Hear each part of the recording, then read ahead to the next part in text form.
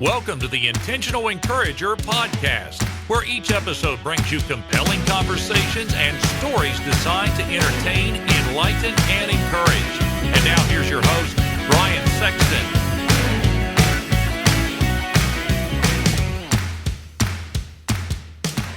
And welcome into the Intentional Encourager podcast. I'm your host, Brian Sexton. Thank you for joining us again today.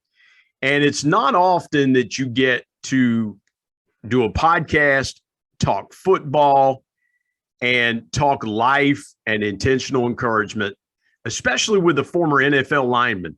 But we've got that today. He is Tony Hills. You can find him on LinkedIn at Tony, Tony Hills, Hills. But you can find him right here, right now on the Intentional Encourager podcast. Tony, what's good, man? How you doing today? Brian, what's going on, man? Pardon me if you hear the train tracks in the background. We're gonna take a look at some of this gravel that the train's moving right now while we do this interview, man. Tony is actually doing this remotely. So the beautiful part about it a lot of times is we get folks on the Intentional Encourager podcast that do the interview from their car or their office and things like that. And so, man, I'm just happy to have you here. And those of you watching on YouTube, you can see that my man is rocking some sweet aviators and in his car while we're on the Intentional Encourager podcast. So, hey, Tony, let's start here for a minute. I want to get your perspective around what's been happening in the last 16, 17 months around COVID-19, because everybody has handled things differently. I know up here in West Virginia, things are a little bit different up here. What has your world personally and professionally been like the last 16, 17 months around COVID-19? And what is the lesson that you'll take away from this time? Yeah, absolutely. So, I mean, like everybody, when it first started, just trying to figure out what in the world is going on. And then my mentality goes from that to, okay, what do I need to do to put my family in the best position possible? So immediately, man, I just got to work, just, tried to get an understanding on what this actually is, how it actually affects my family, what are the things that I need to put in place to keep them protected. That pretty much was it for me from the personal side. Just basically as a provider and as a husband and as a father, our main thing, Brian, is to make sure that our family is protected. So whatever that looks like and whatever we have to do to get that done, that's just what we have to do. From the personal aspect, man, it rocked my world because not too many people know. Once I retired in 2017 after 10 years, I had to try to figure out what I wanted to do. So I got into the real estate aspect. I was a residential redeveloper for a couple of years. Actually had some success with that, but I didn't like the fact that I really wasn't able to control my own destiny, because here in Texas, the contractors have a lot of leeway. And so the amount of respect and honesty and dignity that I want my company to be, I'm not always able to control that. Contractors work and tell you one thing and then show you something different, right? So yeah. That kind of got me into the financial space, and I came into the financial space originally through the credit industry. Found out what credit could do, how this world is ran out for credit, and I was like, you know what? Let me dive into this and get some understanding. So I studied that for about 9-10 months. Opened up my financial services company and was helping people across the country. We were virtual, and so. Then you have COVID that hits in 2019, 2020, the end of 19, the beginning of 20. And for me, it rocked me because, nobody cares about credit when they're trying to figure out how they're going to feed their family. Right? Yeah, that's right. That's right. Well, that pretty much blew up my business, because that's what we were ran off of. But we ended up having a chance to encounter because we went to the Super Bowl, the one where the Kansas City Chiefs played. I believe it was, who did they beat? It was the one in Miami. I can't remember. You would know that. Yeah, they played the 49ers. Yeah, they played the 49ers. The 49ers, okay. Absolutely, yeah. So they did a big old thing in the NFL. They had the alumni come through and all that stuff. So we went there and promoted our business. I met a young lady by the name of Bobby Montgomery, who originally tried to recruit my wife.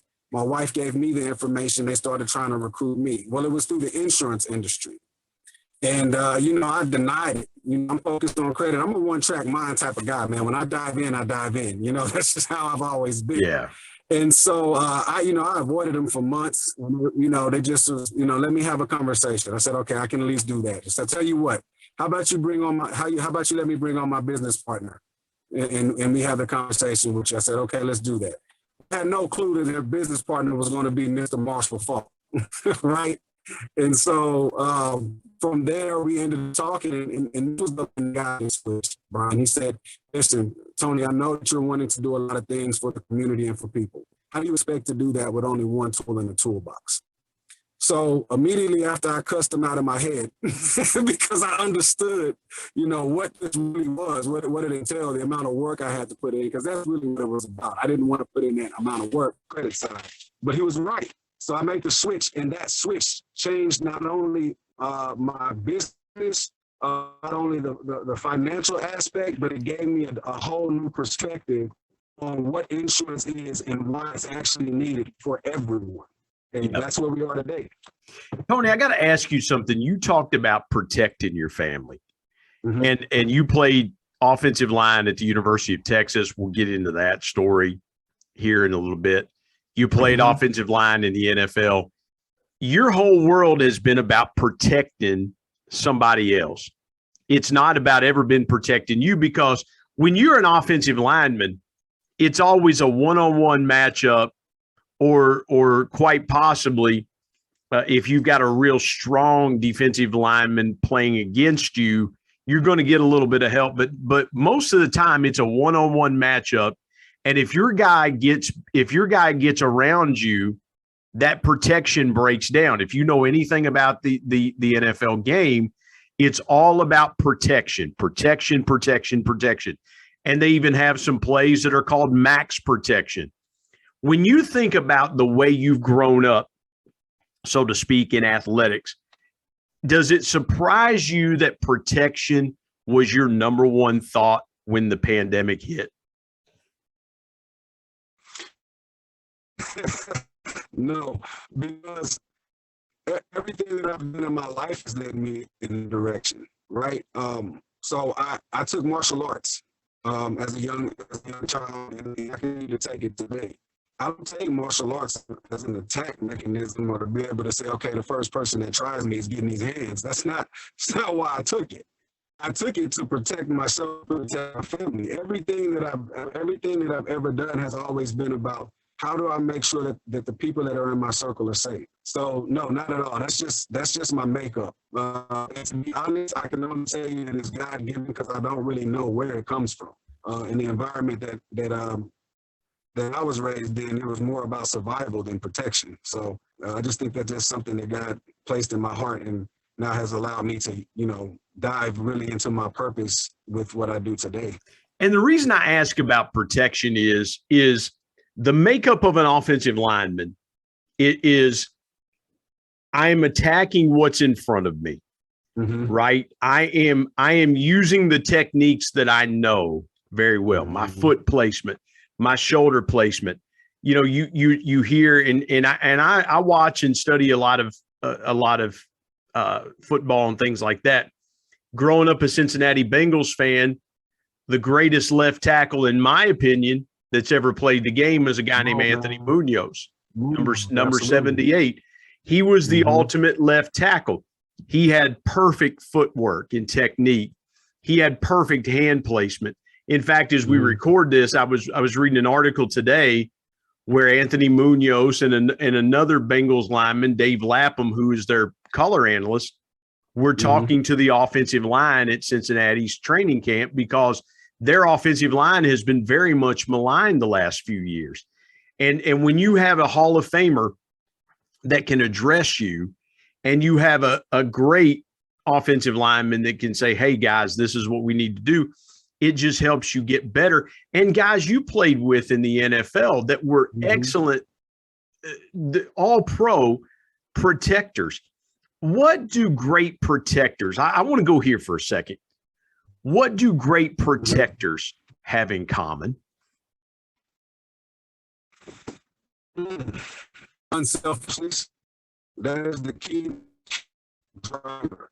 That to any offensive line, any great offensive line I've ever seen. They're always willing to put the team above self in all aspects, right?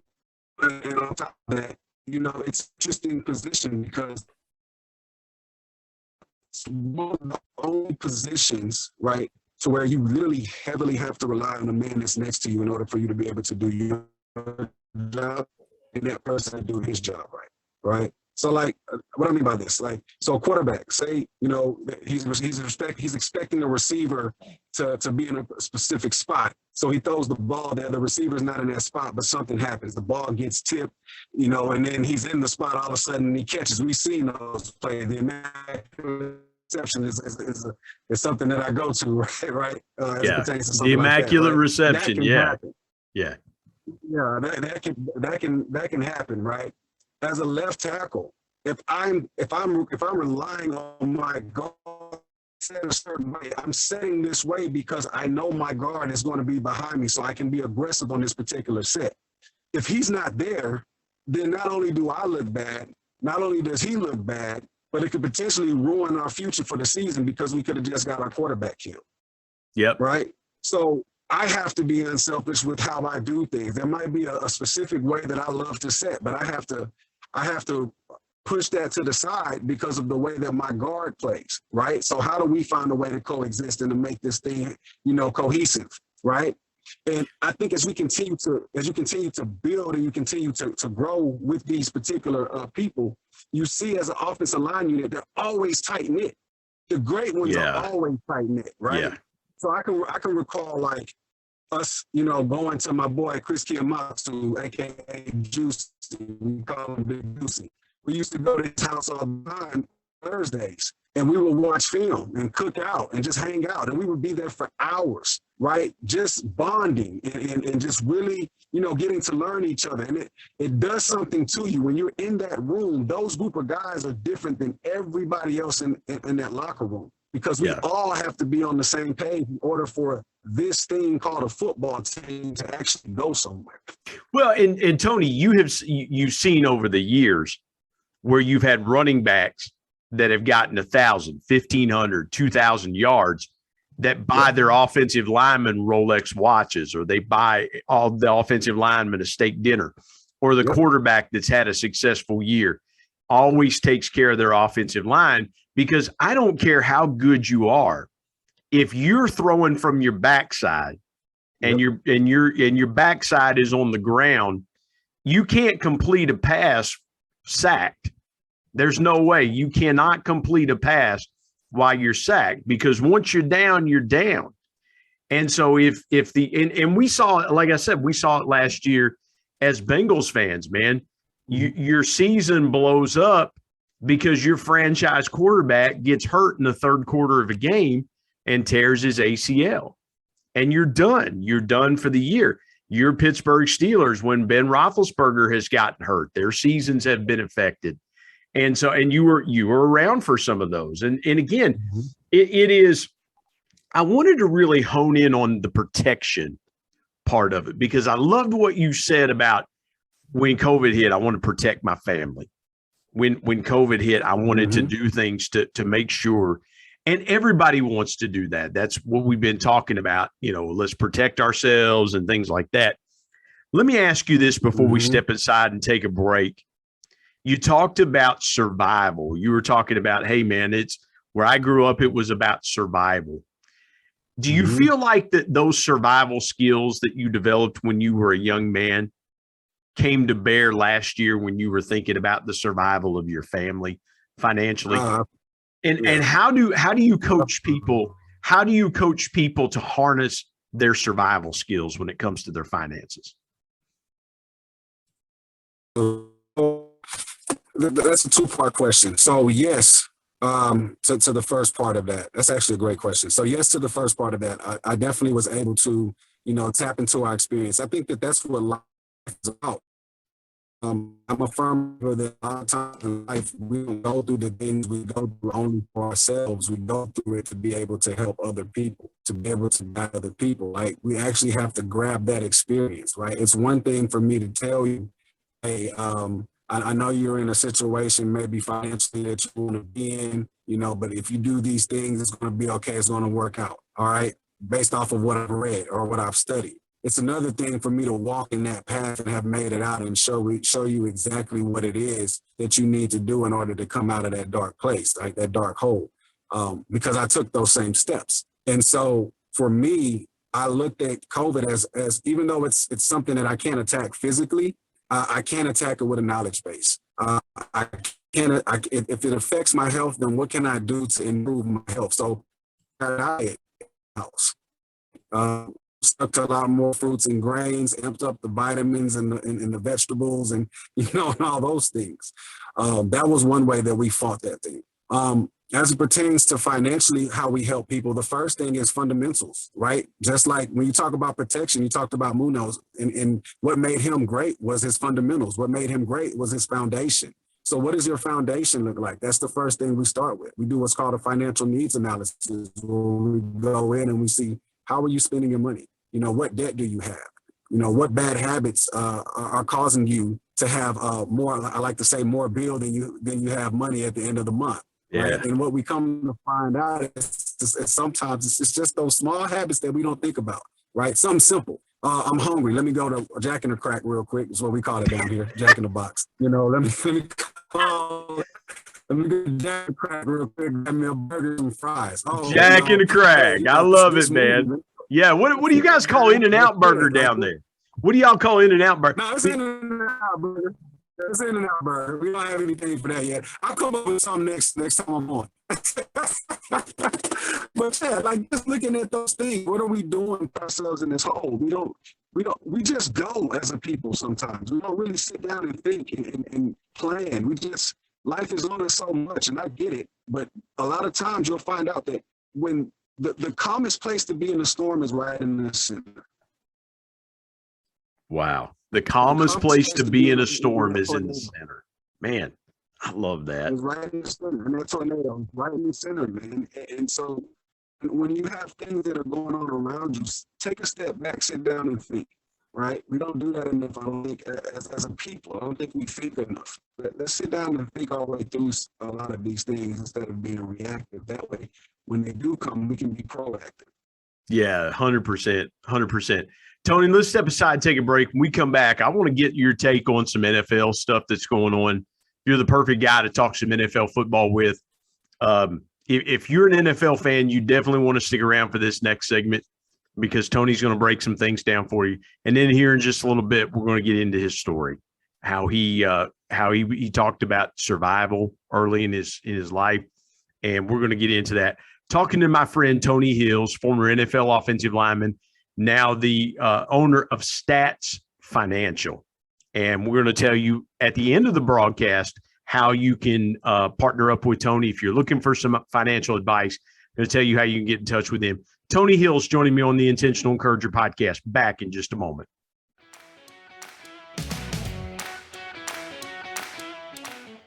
Hey everybody, Brian Sexton here. I want to tell you about our sponsor, SEO National. SEO stands for Search Engine Optimization. Now, what's that, you might say? Well, search engine optimization helps you show up higher on search engines in front of paying customers for words that you as a business owner can monetize. What a great concept. SEO National is owned by my good buddy Damon Burton, who's been a guest here on the Intentional Encourager podcast. Not only has Damon and his team worked with businesses of all sizes, from e-commerce startups to NBA teams and Shark Tank featured businesses, but more importantly, Damon and his team are about transparency, trust, and providing lifetime value. So much so that he still has his first customers after opening SEO National 14 years ago. Let me give you some intentional encouragement and call Damon and his team today at 855-736-6285 or go to www.seonational.com and get a free quote.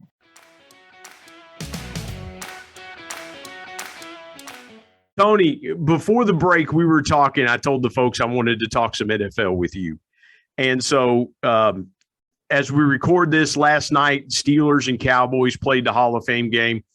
That first exhibition game, you're not going to really get a whole lot, but we're going to a 17-game season this year for the first time.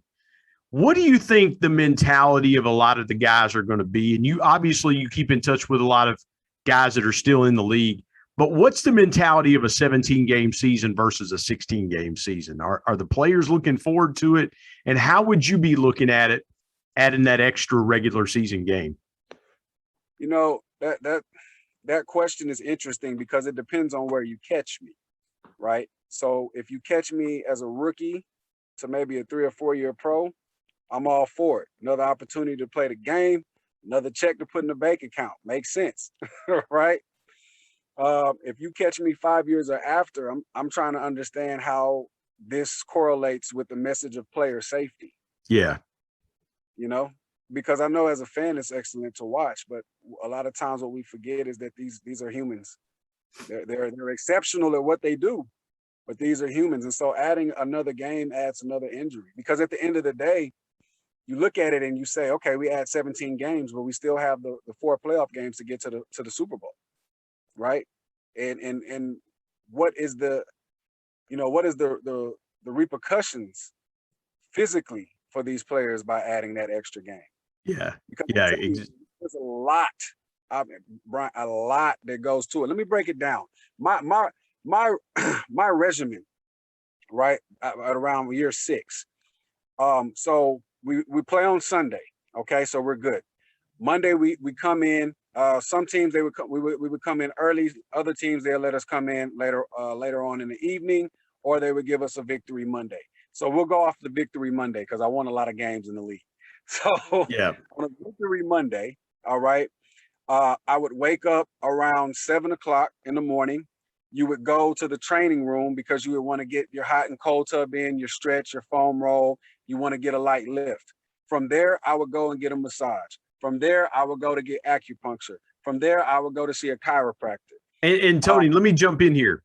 The reason being is, and I've heard this said, and I didn't mean to interrupt you, but no, you're good. What I have heard is that every NFL Sunday is like being in a car wreck, or every Absolutely. play is like being in a car wreck. So how important was it for you? You talk about hot tub, cold tub. You talk about a massage. This is all before noon.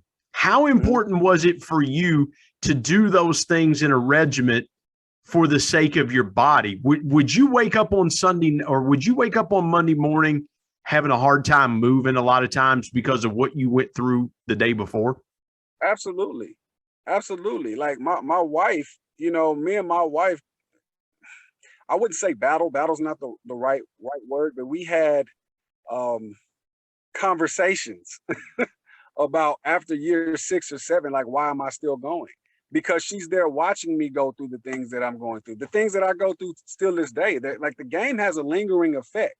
So that's kind of where I was going. When you add this 17 game season, yeah, it might seem as though it's one game, but let's talk about everything that goes into this one game, especially if you're somebody that's, 6, 7, 8, 9 years into it. I mean, hell, look at Tom Brady. Like we all love Tom Brady. We love what he's been able to do. I'm waiting to see what happens to Tom Brady when he retires. Because for me, when I got out of everything, that's when my body was like, okay, now I'm going to show you everything that I've been holding back from you all these years. Well, one of your former teammates, Ben Roethlisberger, is still going strong. I want to see what happens when Big Ben retires, because, when you are, Ben's had an elbow, he's had a knee, he's had shoulder. And Ben Roethlisberger is a huge man. I mean, he's 6'5", 250 pounds. And just I remember, and I don't mean to dive off here, but I remember probably 10 years ago, the first time I met Chad Pennington. I'm a Marshall fan, Marshall grad. I got to meet Chad Pennington at a radio studio. And Chad Pennington was not a big built guy. But what I noticed about Chad Pennington was his shoulders were massive and his thighs were massive. Yep. And I thought, my goodness, if Chad Pennington looks like that, I cannot imagine what Dante Culpepper and Ben Roethlisberger and guys like that play quarterback. I can only imagine what they look like. And I think to your point about Brady is all the things that he's done to keep himself playing. How do you channel those same energies when you're not like Peyton Manning? Peyton Manning has found other areas to channel those energies. You found areas to channel those energies. You talked about Marshall Faulk, the Hall of Fame running back, finding ways to channel those energies. Yeah. I think you're right on the money. Let me ask you this.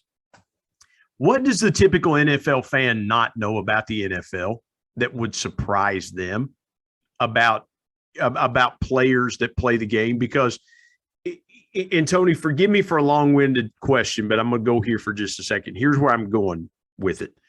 All we see are the guys on Sunday. We as fans, we're looking to Sunday afternoon and going, okay, man, I got to set my fantasy lineup. I got to do this. I got to do that. And at 1 o'clock, man, we're locked and loaded for whatever our favorite team is. That's just the fan side of it. Or we go to the stadium and see the game. What does the average fan not know about the NFL or players in the NFL that if you said it to them, they would go, man, I had no idea. I don't think they realize the amount of sacrifice it takes to be in the NFL. The amount of sacrifice of your mind, of your emotions, of your body, of your family. That's not something that you would be able to understand unless you've been in it. You know, and to give you an understanding, look at and you know, and I say this respectfully, but look at Junior Seau. Yeah. You know, Belzner, Jason Belzner out in Kansas City, right? Yeah. Nobody wakes up and says, this is the day I'm going to end it. Yeah. There's a sacrifice that came with that. You know, the body, the brain, everything that came with that. And one of the things that, you know, I like to say, I find it rich that the rebuttal to something like this would be, well, you know, you guys knew what you signed up for. No, we didn't. No, we didn't. We did not, because what we signed up for was to play a game that we love. We didn't sign up for not having our faculties when we finished playing. Well, Tony, I didn't mean to interrupt you. I'm thinking of a guy, you being a former Pittsburgh Steeler, a guy that I'm thinking about is the late former Hall of Fame center Mike Webster, who Absolutely. You know, who toward the end of his life was an absolute shambles, and this guy was a Hall of Famer. I mean, the Steeler teams of the 1970s, everybody sees Terry Bradshaw and man, you know, he's witty, he's funny, and things like that. That's great. But then there's Franco Harris, there's Jack Lambert, there's Jack Ham, there's L.C. Greenwood, Donnie Shell, Joe Green. Those are good. Those are all the Steelers players that go through what they go through. But I'm gonna give you this the brotherhood. Let's talk about what Jim McMahon is going through. That's right. Or a guy that played with Jim McMahon, a guy named Dave Duerson, the late defensive back. Yes. Dave Duerson. Yes. Nobody knew that they were signing up for that. There was a skill set that we had, and we were like, yeah, I want to do this at the highest level, just like any other person. You know, I have a friend of mine, a buddy of mine. He's in the oil and gas industry, right? And you know, eventually, when he first went in there, it was like, man, it's an easy job. You make good money. That was the thought process, right? But as he got into the job 10, 12, 13 years, you know what he realized? Man, I'm around stuff that either catches on fire or blows up or has the potential to blow up. Like, I'm playing with my life. Yeah. That was 13 years after he had already been in that career field. That's what I'm saying as it pertains to the sacrifice. We didn't know that. And the reason why we can say that is because the concussion protocols and all these things, where were these things before? Yeah. There was a movie that came out, and after the movie came out, now we're proactive. But you have to know that if you're dealing with doctors, these are people that are at their highest level of understanding as it pertains to what it is that we do. You've been a doctor in the NFL since 1980. You mean to tell me that you didn't correlate brain trauma Well, Tony, here's the thing. I played baseball from Little League all the way through high school. Mm-hmm. Nobody told me as an 11-year-old not to throw a curveball. Mm-hmm. You know, nobody said, hey, you're going to tear up your elbow. They were like, yeah, you know, if you want to throw it, throw it. You know, if you can throw one at 11 years old, go ahead and throw it. And so kids just automatically come up throwing curveballs, you know, or kids now, you know, they start 6, 7 years old playing tackle football. Yep. And it's like, man, you just go full tilt depending on where. And for a lot of kids here in West Virginia and things like that, the opportunities are not there. So if you're an elite athlete, you're going to do anything that you can do to get to that next level and play at a University of Texas like you did and try to move on to the NFL. I got to ask you this before we take another break. Speaking of the University. Let me speak. Yeah, go ahead. Yeah, go ahead. Go ahead. That part that you, just that one statement, that part that you talked about, the kids in West Virginia that come from a small town. Remember I talked to you about that survival mode that I grew up in? That's what that is. That's a way for them to be able to elevate their families. That's a way for them to be able to have a better life. That's why kids that come from the areas that I come from, I can't speak to anybody else, but I can only speak to my experience. That's why they play the game. Yeah. They play it for that. Mom works 90 hours a week. You know, I'm in an area where I'm losing friends left to right. I'm good at this. If I continue to stay on this path, I can take my family out of this place and move them to a better opportunity. That's why they play the game. That's why I talked about sacrifice. What you're describing, and those of you, if you want to sit down and watch a good 30 for 30, watch Rand University about the life of Randy Moss. Because an hour from here, where we're sitting recording this, is a little town called Bell, West Virginia. And Rand is the unincorporated part of Bell, West Virginia. And what Tony just described is Rand, West Virginia. Very few opportunities. Watch that sometime if you get a chance. Tony, I got to ask you this real quick. Mm-hmm. We now have in NCAA athletics, name, image, and likeness. So guys nowadays, guys and gals nowadays, can profit off of their name, image, and likeness, whereas before it was an NCAA violation.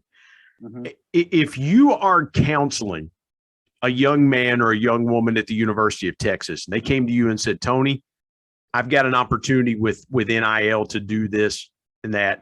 I want to get some financial advice. How do I protect my assets so that if I can go on and play at the next level, I'm going to be prepared for even greater income that's going to come in?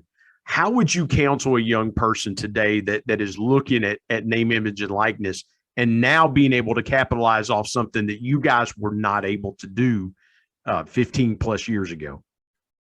Yeah.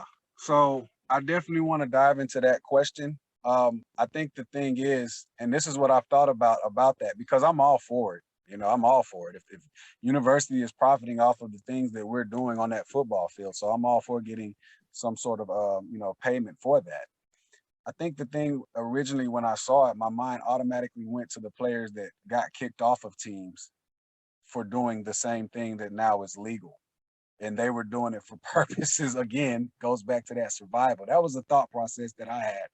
But to answer your question, I would start with the first thing that we need to do is understand how money works. So we need to start getting into some finance classes, and not necessarily, from a major perspective, as it pertains to that being, finance being your major, but maybe having those financial educators come to, the facilities. And we have a couple nights or 2 nights out of the week where they discuss the basics of how money works. What does this look like? Marketing, branding, all of these different things. I think that you make it mandatory that maybe you do a 2-week class, not a 2-week class, but 2 classes a week. And then those players are required, just like they did with study hall. Those players are required to at least attend one of those classes a week. I think that that's how you start, because these kids are, it's a slippery slope. you're going to have some guys that come in, like Master P's son just got like $10 million or something like that, right? You're going to have something like that.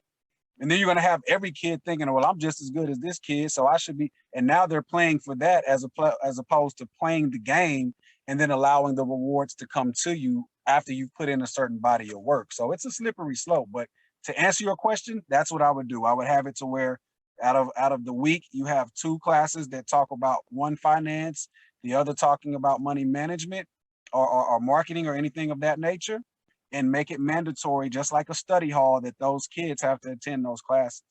Because that's really the only thing you're going to be able to do. You're not going to be able to tell them how to spend their money. So at least prepare them when they get it to where they don't ruin their lives or ruin their opportunity to advance to higher things because they're getting, these prizes, so to speak. Well, and Tony, here's the thing, and we'll get to a break, I promise. But the thing about it is the the starting left tackle may not be as quote unquote marketable as the starting quarterback. It's like the NFL. Your quarterbacks are making 2 and 3 times the money that other positions are making in the NFL because they're high profile positions. As we record this, the Buffalo Bills just signed Josh Allen to an extension. And I think the contract is going to be worth like $250 million for a franchise quarterback. And so there is a level of inequity based on what position you play, whether or not you're going to have the other opportunities that most people have. It's interesting. It's a very interesting time. I love the way you said that. Let's step aside, take a break. We come back. I want to dive into some of Tony's story. You're going to love hearing his story and how he got to where he got to. I'm talking to my friend Tony Hills, president of S.T.A.T.T Financial, S.T.A.T.T Financial. And you come back with us here on the Intentional Encourager podcast. We'll be back in just a moment.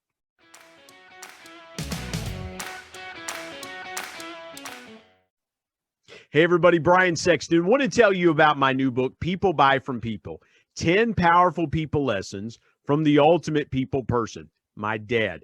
My dad was one of the greatest connectors that I ever knew. And he shared with me 10 connecting principles that I have used throughout my 25-year sales and sales management, customer engagement, and leadership career that I'm passing along to you. If you want to be a stronger, deeper, and more powerful connector, you've got to pick up a copy of People Buy From People. There are concepts in there that you may not realize help make you a power connector. You can go to Amazon and pick it up, Kindle if you're an e-reader and you like to do it that way, or now available on Audible. And there's one other way you can get a copy of People Buy From People. You can get one from me and I'll sign it for you. You go to intentionalmediaandpublishing@gmail.com and send me an email, and I'll share with you the link on how you can get a signed copy. You can buy a signed copy directly from me. Again, People Buy From People. If you want to connect like never before, pick up your copy today of People Buy From People. And now let's get back to more great conversation here on the Intentional Encourager podcast.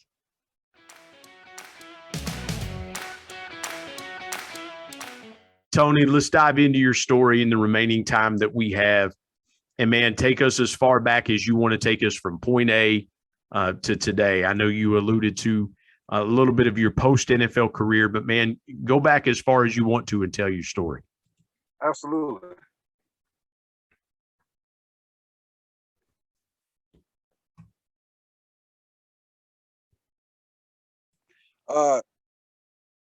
Great. So my story. Who is Tony Hills? Well, we go back to Alief, Texas. Son to Mary Lemons, strong woman, raised myself and my brother Jeremy Hills. And I would say that life was very interesting. I think that the word that I would put on our life would be perseverance, right? So in our community, it's the typical story. You grow up, single parent home, the mom's trying to make everything happen. And us as, young Black kids in an impoverished area, we're just trying to make sure that we don't make the crucial mistakes, right? We're not trying to, get locked up, and we're definitely wanting to be on this planet for as long as God allows us. So I kind of took over as the man of the house at a very early age, about 10 years old, 10, 11 years old. You know, I was living on my own. Mom had to go to work, and I had to watch out for my little brother. So I think that as I speak on my story, that's where a lot of the protection aspect comes from. The fact that I had to be a protector of my little brother while my mom went and, you know, brought in, you know, finances for us to be able to survive. But I always knew that I had a purpose, and I always knew that I had a talent. And so from there, it kind of flourished. You know, I was always a big kid. I was 6'1", 250 pounds in middle school. So I was a defensive lineman. So they used to call me the Big Cat after Leon Lett.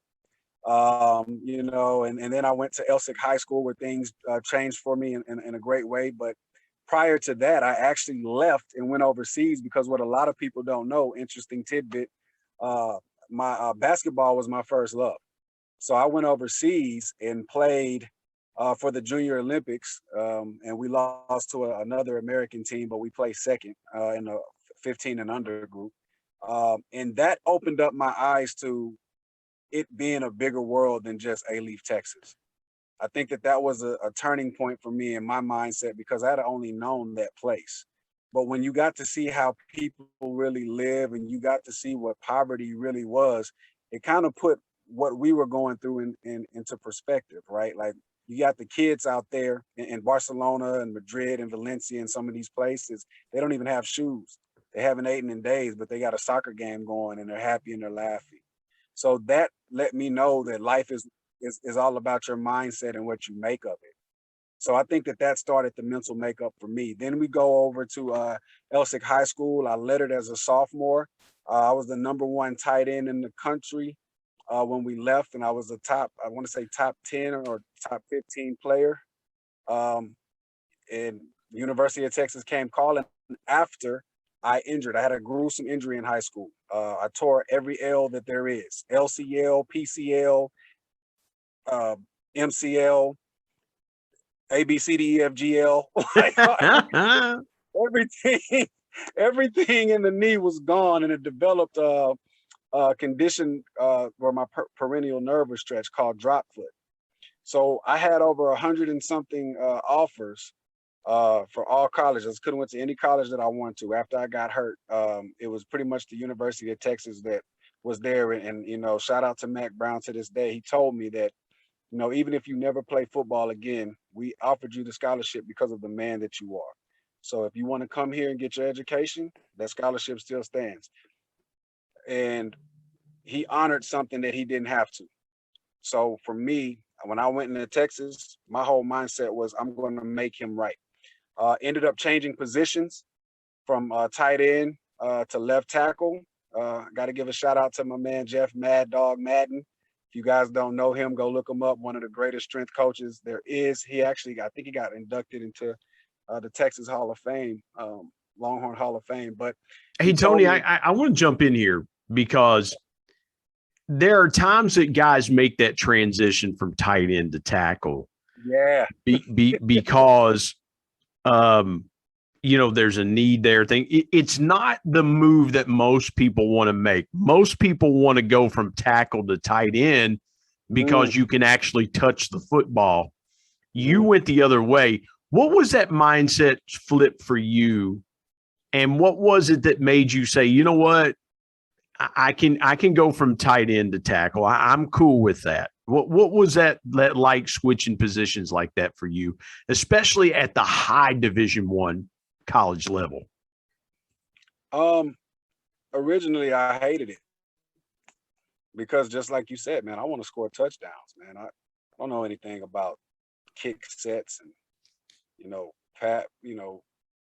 pass blocking and all. I don't know anything about that. But I had a talk with my older brother, and he out of all my brothers, he's the one that's very candid in his speech, right? And so he was like, "Listen, bro, I don't give a, you know, explicitive about what you feel. This is the best move for you." He said, "You're not finna go into the league and do this and do that playing tight end. but as a tackle, utilizing your athletic, he just went in. And so I sat back and I listened to it. And I thought to myself, well, this wouldn't be the first time that I switched positions, because since I've been playing this game, I was never at one position. I always, had transition. I started off as a defensive tackle, then a defensive end, then a linebacker, then a tight end. So I was like, okay, well, let's go ahead and make it happen. Best decision I ever made in my life. And I'm glad I listened, because, as we get into the story, you see what ends up happening by me being able to adapt. But yeah, I think once you're able to realize, what's more important for the team, because at that time we didn't need another tight end. We had Bo Scaife, David. I don't know why his last name escapes me, but he actually played in the NFL as well, for the New Orleans Saints. But we had tight ends, and so we didn't have linemen. So again, doing what's best for the team, I made that switch, and that was the best thing that could ever happen. At Texas, man, as you know, Brian, we won a lot. That was 05, 04, 05 season, national championships, Rose Bowls, Big 12 championships. Never lost a bowl game. Only lost to Oklahoma once, and that's a big deal. Yeah. Well, especially now that they're both about to join the SEC. So love the move. Love it. Love it. Love it. Absolutely love it. Yeah, it's going to be phenomenal. I want you, and again, I want to be respectful of your time as well too, Tony, but take me through the moment that, and for those of you that may not know, Tony was a part of that Texas team that won that legendary game against USC in the national championship game in the Rose Bowl. I want to make sure we get that down, and played with some unbelievable guys at the University of Texas. I want to talk about, though, going to the NFL just real briefly. Take me through that when you get the call or you get drafted, what that moment is like when you're going to an NFL team. Got it. David Thomas. Let me throw that out there. Was a tight end. Yeah. No. Oh yeah. And there was also a guy you played with, a guy named Vince Young. We got to remember. We had to talk. Yeah, absolutely. Yeah, he's a very crucial part. Yeah, I didn't mean to glance over that, man. We can't forget about VY. Like we always say, man, you can't spell victory without VY. Without VY, that's exactly right. What was that like though when you get the call to go to the NFL? Were you drafted or signed as a free agent? Take me through that moment if you don't mind. Absolutely. So the whole experience, so draft day, I had went to San Diego. They flew me in, and they basically told me, the Chargers. This was when Norv Turner was the head coach. He's like, hey, look, sit back, relax. We're taking you with the third pick. Don't have to worry about anything, man. They started giving me playbooks and introduced me to the offensive line coach. So in my mind, I'm a San Diego Charger, right? There's no way that you can tell me anything different. But I still thought that there might be an opportunity that I might go a little higher, maybe sneak in the second round. So, keep your fingers crossed. So we get to the third round. We get to San Diego. The selection is made. My name isn't called. At that point, I'm devastated because I have no clue where I'm going. And so, the names start getting called, numbers start going by, all these highlight tapes of people that I know I'm better than start playing in front of me. And I'm just like, I don't know if this is going to happen. So I walk away because of, like anything, when you feel like you're getting drafted, you want your family to be there. So you have a draft party. So I go to the back of the room, man, and, I'm just low.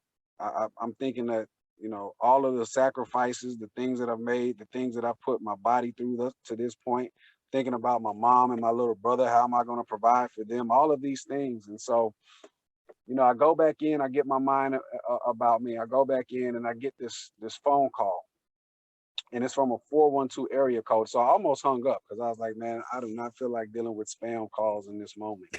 Yeah. But something told me to answer the call. And so I answered the call, and there's a voice on the other line. What's going on, boy? And I'm like, hello? It's like, Tony Hills. Yes, sir. He said, that's what mama called you when you got in trouble. Remember you told us that? I said, yes, sir. It was Mike Tomlin. He said, we're going to make you a Pittsburgh Steeler. And Wow. tears started flowing, man. The tears Well, started flowing. And full disclosure, Tony, I had a guest on a couple of weeks ago, a guy named Joe Person. He's a friend of mine who covers the Carolina Panthers for the Athletic. And his college teammate was one Mike Tomlin at William and Mary, the same Mike Tomlin that was your head coach. Tomlin was a sophomore when my buddy was a senior receiver. So the Mike Tomlin connection on the Intentional Encourager podcast still flows. So you get that call from Coach Tomlin, and now you're a Pittsburgh Steeler, but you grew up in Texas. Obviously, probably I would have to imagine the Dallas Cowboys were your team, and now all of a sudden you're becoming a Pittsburgh Steeler. What goes through your mind in that moment? Yeah, no, to be honest, I never really had a team growing up. My family was Cowboys. I had a player. Earl Campbell was who I loved to watch. I watched all his old highlight videos and also got to meet him. So that had always been the person that I looked up to. And so I guess by fault, I would have been an Oilers fan. But no, I knew nothing about Pittsburgh. I knew absolutely nothing. I knew as a football team, they were winners. So I knew that much. But as far as the city, as far as what it means to be a Pittsburgh Steeler, I think for me, mentality wise, that place matched me 100%. It's blue collar. The people are, you get what you get, don't throw a fit type of people, and they love their Steelers, man. The support is unreal. If it's 95 to 100 degrees, or if it's negative 95, they're out there and the stadium is packed. And the love and the appreciation that you feel just walking in that city, whether win, lose, or draw, they're there. They got your back. And those are some of the greatest memories and the greatest fans. But 4th round, 130th pick, man, my thought process was, after you make it, take advantage of whatever opportunity is there. That's how it's always been for me. Tony, you played in the Super Bowl, be a part of the Super Bowl team in Pittsburgh, but I've got to ask you this, and man, as we're running close to the end of time, what was the one thing that you took from your time in Pittsburgh as a Pittsburgh Steeler that will go with you the rest of your life? No excuses, no explanations, only results. Wow. That's it. Mike Tomlin used to tell us that all the time, that and next man up. Those two things I take with me and I carry, and I actually instill those lessons to my sons and soon to be, come October 21st, my daughter. But that's what I took. No excuses, no explanations, only results. Because at the end of the day, that's the only thing that really matters. Tony, man, you've been so great with your time. I've got one last question for you. Share with this audience your biggest piece of intentional encouragement. My biggest piece of intention. Listen to yourself. Listen to yourself. I think, whether it's social media or YouTube or no disrespect, because, this podcast is amazing, but podcasts, there's a lot of information. We live in the information age, but before all this stuff existed, there was a time where we used to listen to our intuition, and that's God-given. So I would say to listen to yourself. Man, that is so good. Tony, tell folks how they can connect with you. If they want to know more about S.T.A.T. Financial, S.T.A.T.T, tell folks how they can connect with you and find out more about what you're doing at S.T.A.T. Financial. Absolutely. So the website should be finished here within the next week or two. But right now I'm sending people, whether you go to LinkedIn, Tony Hills on LinkedIn, or you can get to me through Instagram at Tony the Tycoon, all one word. And on there, I'll post the website up and everything so people can get in touch with me from that point. Tony the Tycoon on Instagram. I'm jotting this down so we can put that in the show notes on Instagram. Tony the Tycoon. You also want to connect with him on LinkedIn, and then you'll be able to find out more about his company, S.T.A.T. S-T-A-T-T, S.T.A.T. Financial. Man, what you got to have the stats, man. If you're going to play at the next level, you got to have the stats. Absolutely. The quick rundown on what we do, Brian, man, we're wealth creators. We basically take the things that the wealthy have done, right? Their strategies, and then we give it to those that are looking for financial independence. That's what we do. Now, we have different strategies on how we do that, but that's what it is in a nutshell. Man, that's awesome. You're leveling the playing field for a lot of people out there that want to win with money, and they want to be champions with the resources God's given them. Tony Hills, man, I've been looking forward to this for a long time. And my man, you made it worth it. Thank you for joining me today on the Intentional Encourager podcast. Hey, thanks for having me, man. You guys be blessed.